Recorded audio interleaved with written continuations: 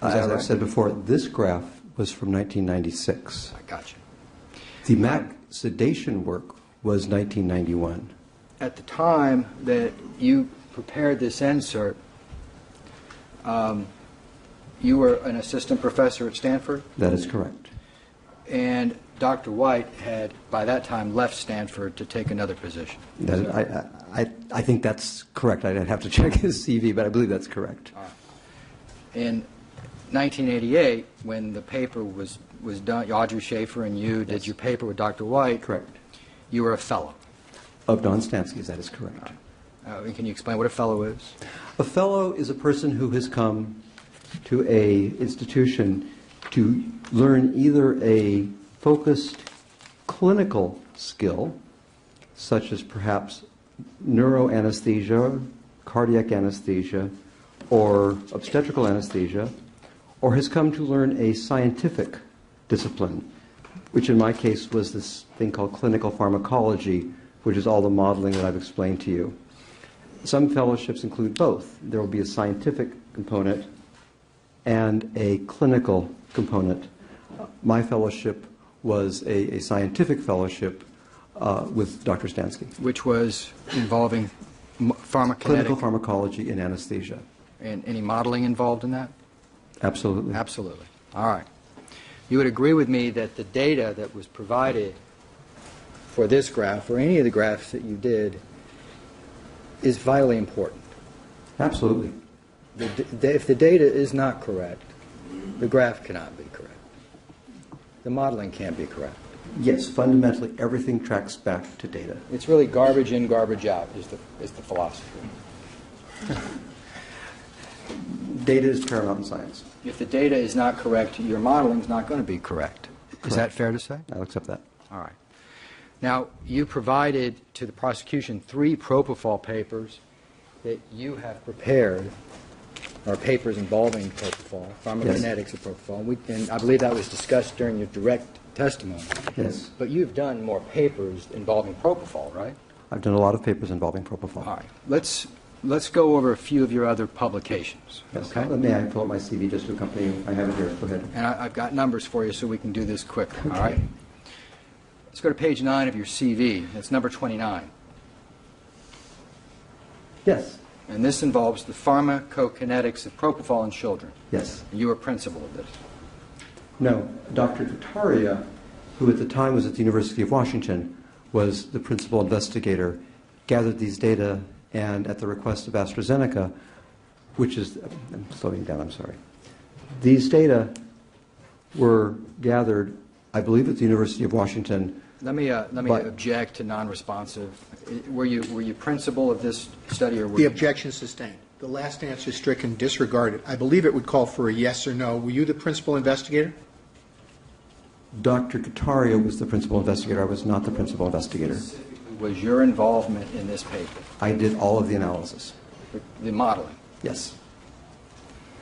Let's turn to page 11, number 15 of your CV. This paper involved... Number 15? I believe it's page 11, number 57. Number 57, thank you, yes. Have I got that right? Mm-hmm. This is a paper that involves propofol and 2 other drugs, is that right? That is correct. And you were principal on this? These data were all gathered by Don Stansky, with the exception of the propofol data, where I was the principal investigator. There are 3 separate drugs. I was the principal investigator for the propofol study, and Don Stansky was the principal investigator for the alfentanil and midazolam data collection. As part of this study, were you required to obtain, or actually perform studies on human beings to obtain data? Were you asked to do human studies in this particular paper? I don't. Investigators do studies not because they're asked to, but because they want to. I don't understand the nature of the question. Okay, did you? Did you do human studies in this paper? Yes. Okay. And the data that was accumulated was based on human studies? These Yes. human studies you did. All right. Let's go to page 10, number 54 of your CV. This is titled Inhalation versus Intravenous Anesthesia. Yes. Can you tell us what this paper was about? This is a paper that was a fictitious debate that was conducted in Cadiz, Spain, in which I played the roles of both Dr. Paul White and Dr. Ted Eager. I attended a meeting where there was to be a debate. But in setting up the meeting, the person I was debating, Dr. Michael Roizen, had prepared the same side of the debate that I had prepared and had to leave before the debate. So I agreed to debate myself. And I gave both sides of this debate.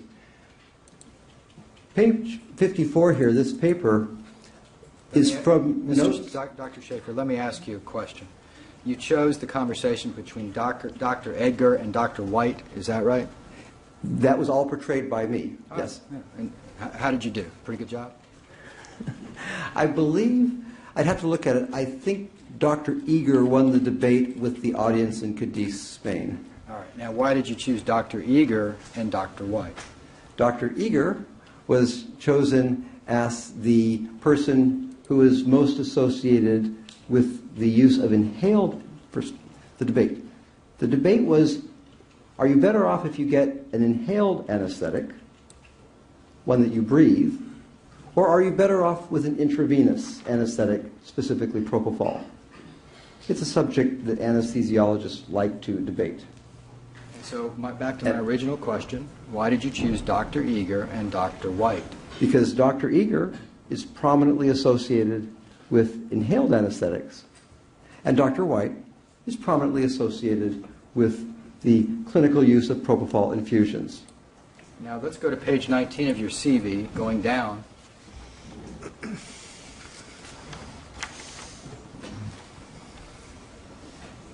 There are two chapters of books that you wrote or co-wrote.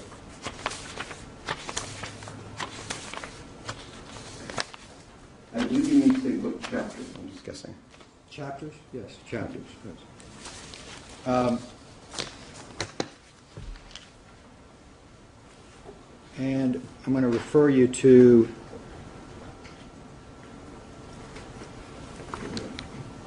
Chapter 2, Basic. There's Young's, and both you and Professor Young's wrote these chapters, right? I don't know what chapter you're talking about. All right. Well, you didn't number it, so let's go down. I'm going to number it for you. So you got 1, 2, 3, 4, 5, 6, 8, and 9 on the list. Okay. It's page 19. On mine, it's that be McCleskey and Shafer? I'm going to go ahead and That's fine, block just it for show you. me here, yes. Okay. Yes, yes. This is 2 chapters you wrote for this book, Basic Pharmacokinetic and Pharmacodynamic Principles. Is that right? That is correct.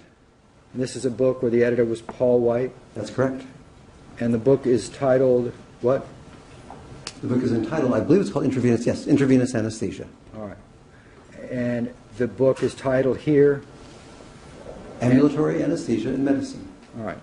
These particular books, you wrote these chapters at the request of Dr. White? Yes. Is that right? Yes. Do you consider these books to be authoritative texts? No. These books are intended as instruction to practicing clinicians. I think they're high-quality texts, but authoritative to me really refers to the medical literature. And these books are not scientific studies, but they're high-quality books. I don't mean to say anything. The question is, what do you mean by authoritative? I need an explanation of that term. Well, would you at least agree that your chapters are authoritative? Like the book, I think they're good chapters. I consider authoritative to be original scientific research. Are these books still used today? I use it, yes. And in these books, actually, Dr. White is the one who wrote the chapter on propofol. That's correct, yes. You have known Dr. White for 20 years then up here, since 1988. So I would say 30 years. I believe Audrey started, my first wife Audrey started working with Paul in 1982, 1983, something like that. And nearly 30 years. And you, in fact, you wrote in 2009, prior to your involvement in this case, you nominated Dr. White for Excellence in Research Award. Yes, yes, I have that here. And one of the reasons you did that was that you said pharmacokinetics and pharmacodynamics of propofol infusions during general anesthesia, this is the 1988, Yes. was, for many years, was the definitive manuscript on propofol pharmacokinetics. That's correct. So, 2 days ago, when you were asked about Dr. White's statement, or alleged statement, about oral propofol, drinking propofol, you said, I was disappointed in him. That's correct. It's a very dismissive statement, isn't it? I was very disappointed. Still. Still disappointed. You said that in court, obviously, right? You said Yes. that, knowing the TVs are here, right? You know that this is internationally. Fine, it's I irrelevant. think it's argumentative. I think Let me ask you. Just a moment, please. Yeah, okay. Sustained. I'll withdraw. All right, it's withdrawn. You also said that a first-year medical student would know about first pass, right? That is correct. And you said, when Mr. Walgren asked you if there were any studies on human consumption, oral consumption of propofol, you said no, right, at the time. You said that there were none at the time that Correct. all right. And when asked why, you said probably because it's so obvious. Yes. Well, let's talk about some of the things you also know about this, all right? Okay. You know that you read Dr. White's letter to Mr. Flanagan, did you not? Yes, I did. You know that it was a letter to Mr. Flanagan, right? To the people. I don't. I'm sustaining the objection to the characterization.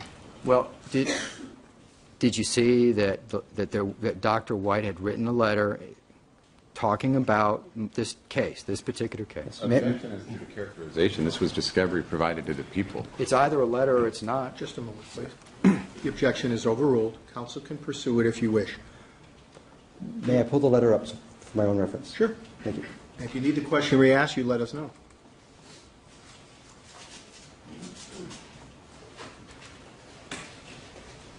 I have the letter here, which I will say follows the same format of my letter to Mr. Walgren.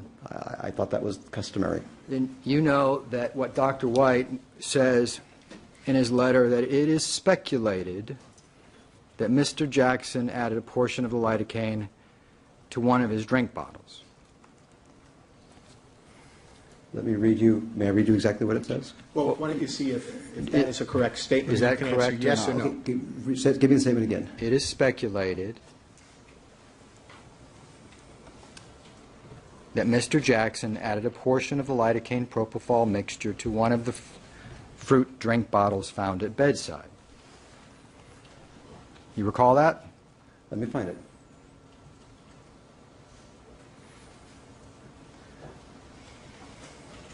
That's one of several statements.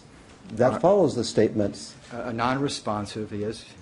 The objection sustained. The answer stricken. Please disregard. That statement occurred. Just wait a minute, please. Is that a statement in the one statement in the letter? I'm trying to find that exact statement.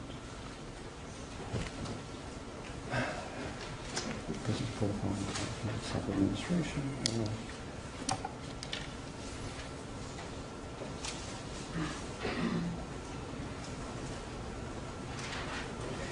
That is at the end of a long sentence, and it's actually in the whole paragraph. In the end of that sentence, it says, "It is speculated That's that Dr. Mr. Jackson." objection and Just a moment, non-responsive. please. The objection sustained. The answer stricken.